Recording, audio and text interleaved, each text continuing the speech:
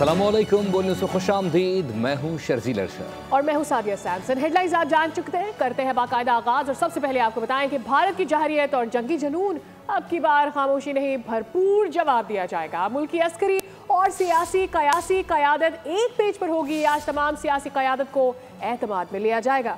वफाकी वज़ीर इत्तलात अता तारड़ और DG ISPR lieutenant general Ahmed Sharif आज सियासी जमातों के रहनुमाओं को अहम बैकग्राउंड ब्रीफ करेंगे, जिसमें दुश्मन की साजिशों, ख़तरात और उनके मुँह तोड़ जवाब से मुतालिक तफसीलात सामने रखी जाएंगी।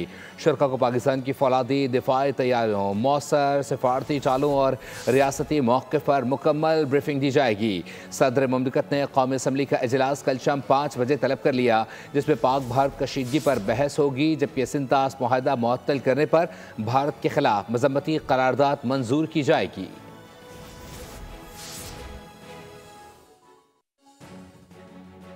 दिफाई महाज पर पाकिस्तान ने एक और संगे मील अबूर कर लिया है। जमीन से जमीन तक मार करने वाले अब्दाली मिसाइल का कामयाब तजुर्बा कर लिया है। ISPR के मुताबिक अब्दाली मिसाइल जदीद नेविगेशन और सिस्टम इसके अलावा से लेस है और 450 किलोमीटर के हदफ को निशाना बना सकता है। तजर्बे का मकसद ऑपरेशनल तैयारियों को यकीनी बनाना है। अर्ज़ पाक के खिलाफ बढ़ने वाले हर कदम, हर साजिश को नाकाम बनाने का अज़्म। पाकिस्तान ने दिफाई महाज पर एक और संगे मील अबूर कर लिया। ISPR के मुताबिक पाकिस्तान का अब्दाली मिसाइल का कामयाब तजर्बा।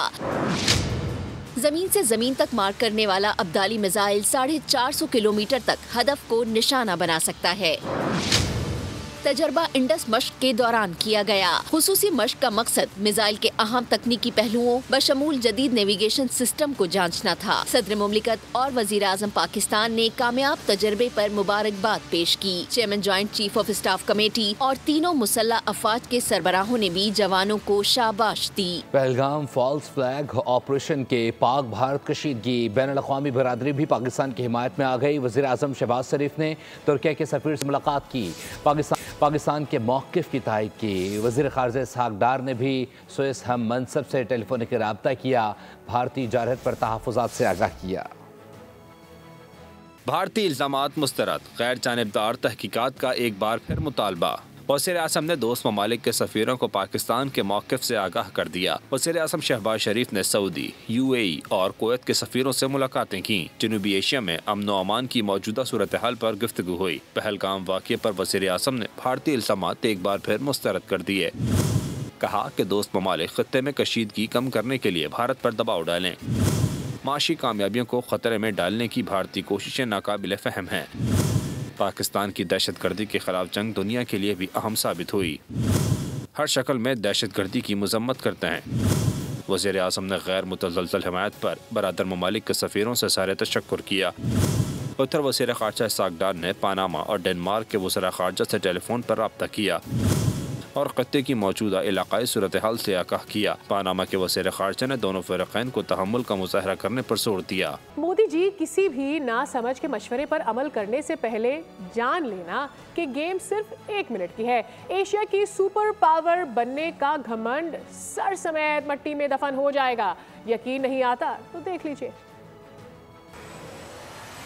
मोदी जी, किसी भी नासमझ के मशवरे पर अमल करने से पहले जान लेना कि गेम सिर्फ 1 मिनट की है।